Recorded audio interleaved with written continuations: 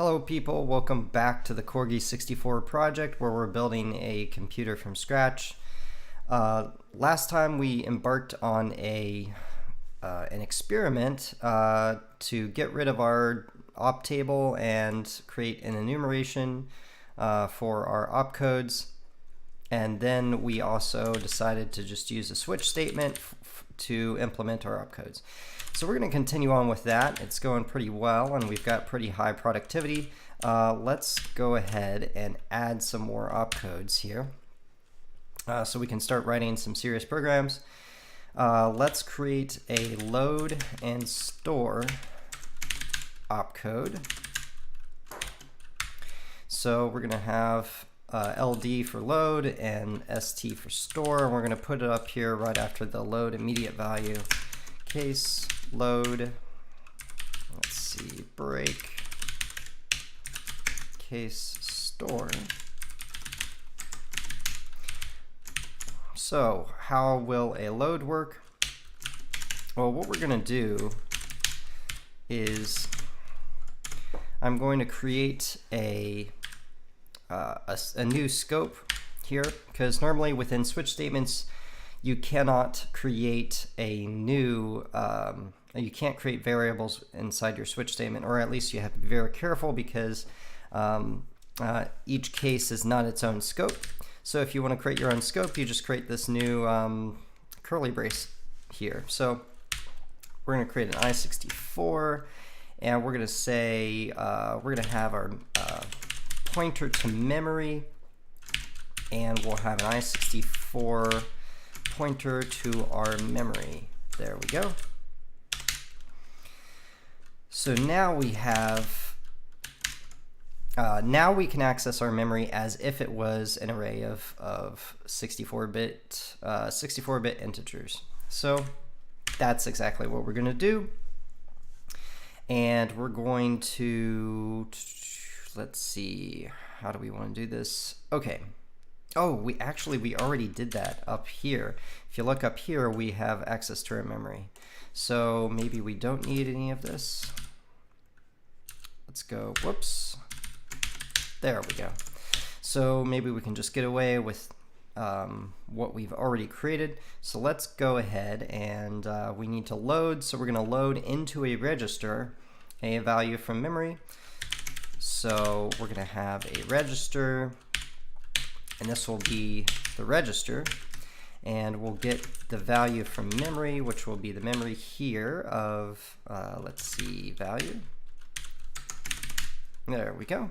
So we load a value from memory. Actually, let's see, what we need to do here is, let's see, the value, should we just get the value here? Oh, it's not value. It's actually, that's not register. This is destination. This would be source. And but do we want it directly from the source, or do we want it from a place from another register? Actually, what we could do is we could have both. So that's probably what we'll do. Let's see. So what we'll, okay, here's what we're going to do, and we'll try this out. If our source is less than 8, because remember, right now, let's scroll up here, we only have 8 registers,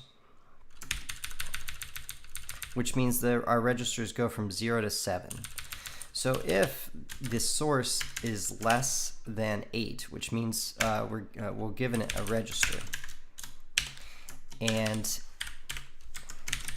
if our source is bigger than 8, then we're going to say we're giving it an immediate or constant value, right? So what we'll do here then is we'll say our register destination, which will always be the same, will either come from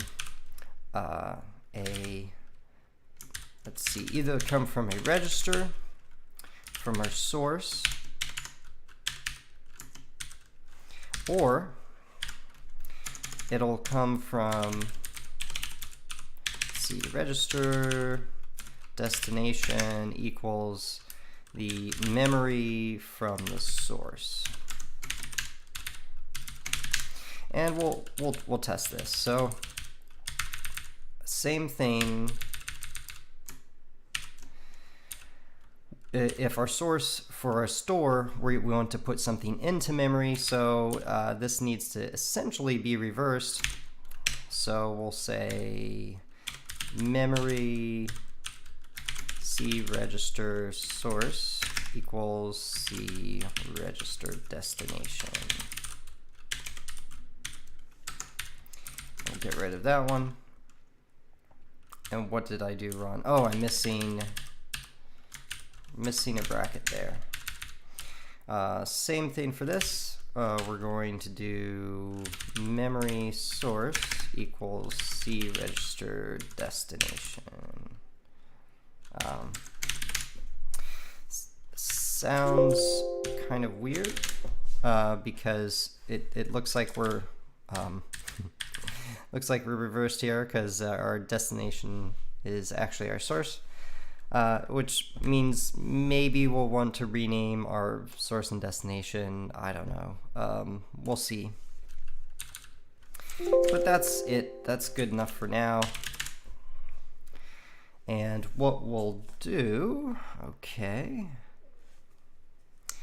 Let's see. So we should test this with some sort of program. So let's do that. Let's open up our main.cpp program, and so we've got this program right now that does arithmetic, and it tests our arithmetic instructions. We're not going to create a test file right now, so let's just comment this out. Let's create a new i64 memory.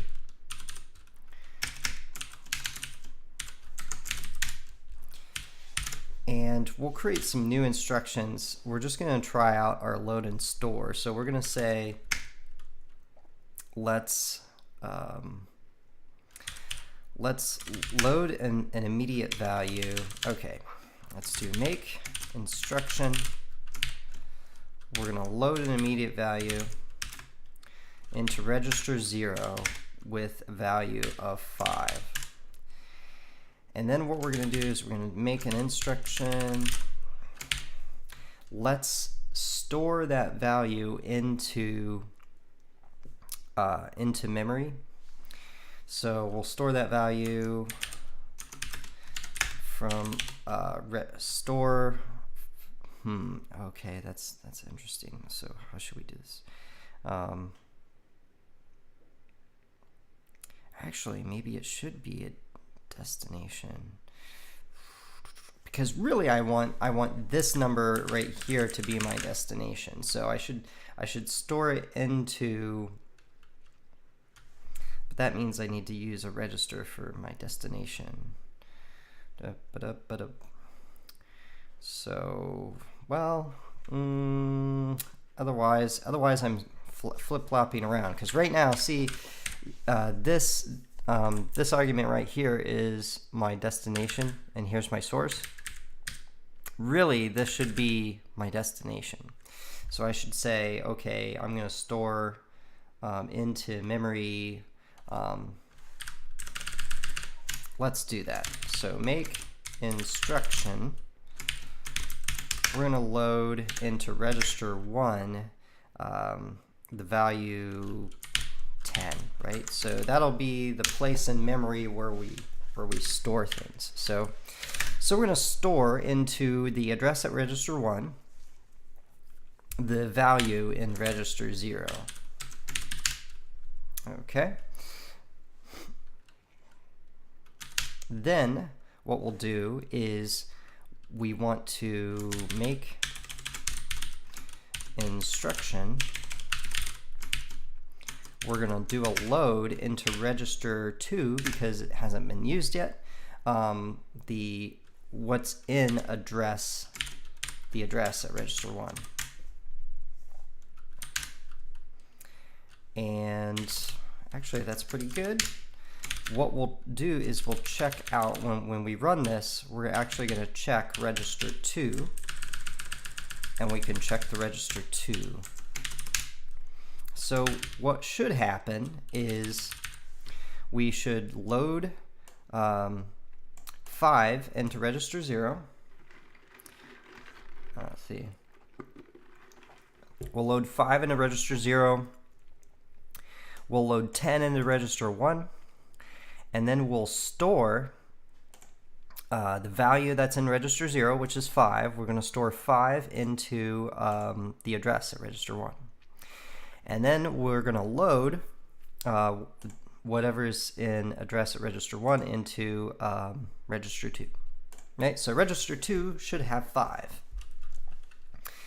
And let's see, what we're going to do here is vim source CPU. We need to change how we do the destination, because really this needs to be destination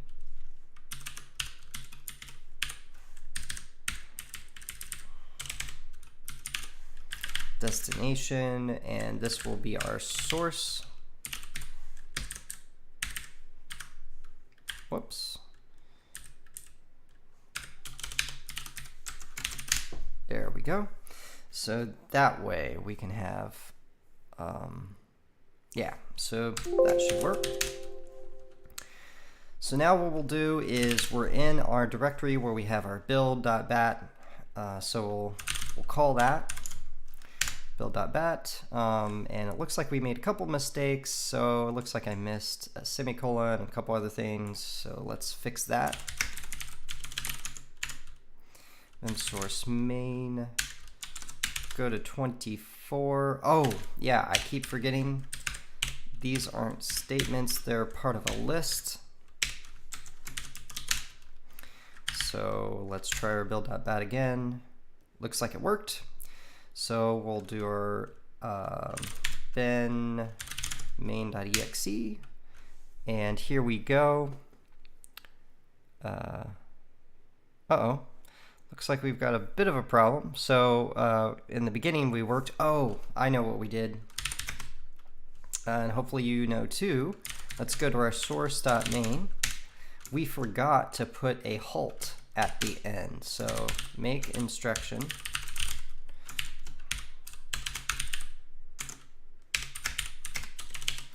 And whatever's in here doesn't matter. So we'll do a build. Then we'll do a bin main. There we go. So now it looks like we did that right. So load immediate 5 into register 0, load immediate 10 into register 1. Then we store the value at register 0, which is 5, into the address at register 1, which is 10. Oh, you know, another thing that we didn't do, this is, it worked, but it's technically incorrect. So here's, I'll show you why. Let's see, let's go to source main.cpp. Notice, okay, instruction, our memory here is only 1, 2, 3, 4, 5, 5 instructions long, right? We need to add, right, if we're going to store something in memory, oh, you know what? Actually, it doesn't matter. Okay, so I was going to say this isn't long enough, because if we're going to store something at address 10, we don't have anything at address 10. But if you look at our CPU,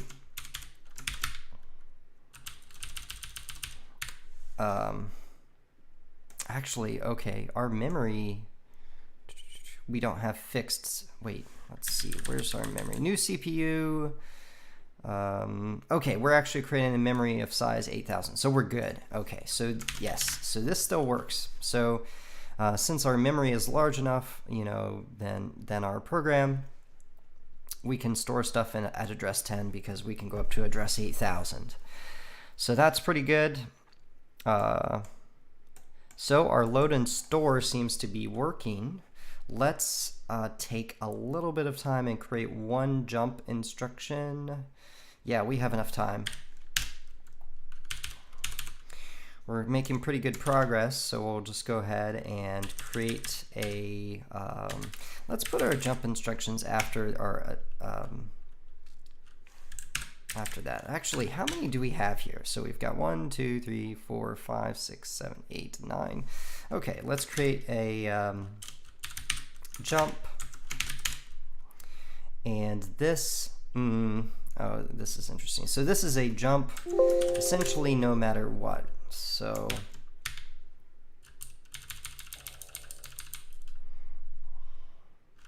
let's go down here before our halt. We'll create a case jump, put a break in there, and what we will do here is we'll set our program counter equal to our the value of the source, right? So that's really what we want here. And we'll probably end up changing this a little bit later on, but this will work for our current purposes. So let's go ahead and go to our main dot, source main. So the other thing that we can do is, right now, if we use this jump function, okay. So if I jump to earlier in the program, we'll end up having an infinite loop, which is, I guess, okay. But I don't really feel like creating an infinite loop, so let's create another instruction. So we have register 1 is still 10. Register 0 is 5, and register 2 should be 5. So let's do a make instruction, and we're going to say we're going to jump to some sort of value. I don't know what it is yet. Here's how we're going to test our jump instruction. We're going to try to add register 1 and 2, right? So we're going to try to add register 1 and 2, but what we're going to do with our jump instruction is we're going to jump to halt instead of the make instruction. Oh, and you know what? Okay, so let's fix this. So what number instruction is halt? So we've got 0, 1, 2, 3, 4, 5, 6. So we're going to have to jump to instruction 6, and that's the one that we're going to want to jump to. So that's good. But let's go back to our CPU, and this is going to have to be our source -1, right? So the reason for this is we're going to set our program counter to the instruction that we want to execute. So in our program that we currently have written, that's instruction 6, right? So, but if we don't have this -1, what will happen is we'll get down to the end of the loop and we'll increment the program counter, which will be 7, which is beyond our program in memory. So it'll just be junk value, whatever it is. It won't actually, so then the loop will go back up to the top, and then we'll try to execute at program counter 7, which will just be junk. So what we'll do instead is have source -1. So that way, instead of 6, it'll be 5, and then it will get incremented to 6. So then when we loop back around to the beginning, we'll actually execute the instruction we want it to execute. So we'll do a build, and then we'll run. Okay, so it looks like that worked. It looks like it worked because we did our 2 loads. We did our 2 load immediates, then we did a load, and then we did a store, and then we did a jump to address 6. And notice we jumped directly to address 6 and did not do the the addition instruction. So our jump instruction opcode works. That's very good. We're already at 20 minutes right now, but we're making really good progress. So I think we'll continue on with this. We're going to start to add more of these jump instructions so that way we can do comparisons and jumps. And then that'll allow us to start writing some more complicated programs. So thank you very much for watching. Till next time.